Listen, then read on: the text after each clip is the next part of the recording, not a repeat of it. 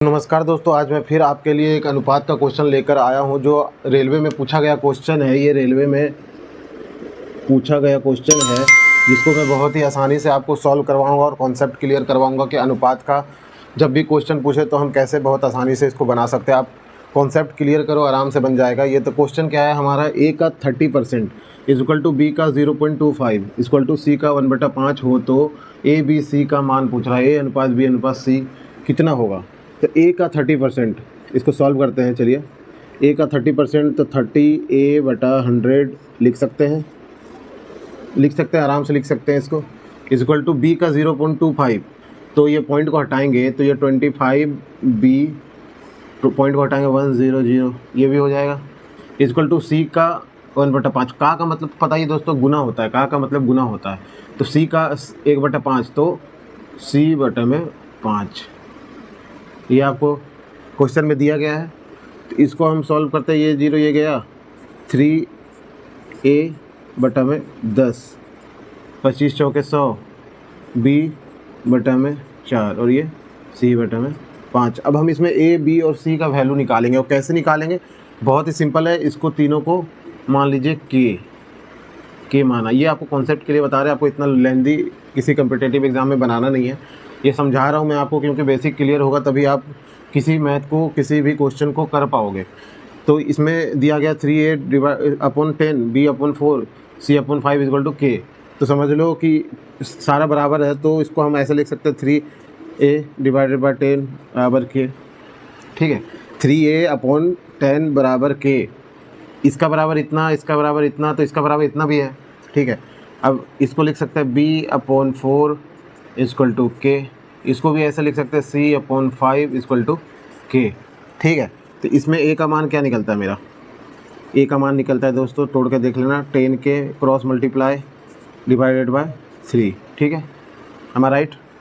ये आपका निकलता है B बराबर 4K और ये आपका निकलता है C बराबर 5K। तो A और B और C का मान मेरा निकल गया।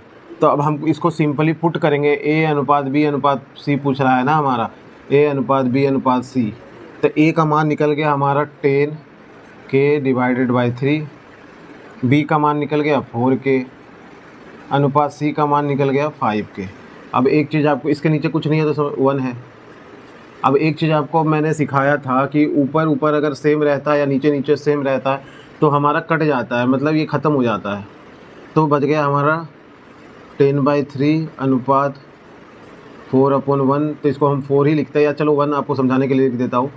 5/1 1 लिखना नहीं होता है लेकिन आपको समझाने के लिए लिख देता हूँ। अब मैंने आपको एक चीज़ और बताया था कि अगर ऐसे फ्रैक्शन में रहे, भिन्न में रहे, तो नीचे वाले का हम LCM ले लेते हैं, मतलब लॉसअप ले लेते हैं। तो 3 एक का लॉसअप 3 ही होता है और जो लॉसअप आता है उसको हम इससे गुना कर देते हैं।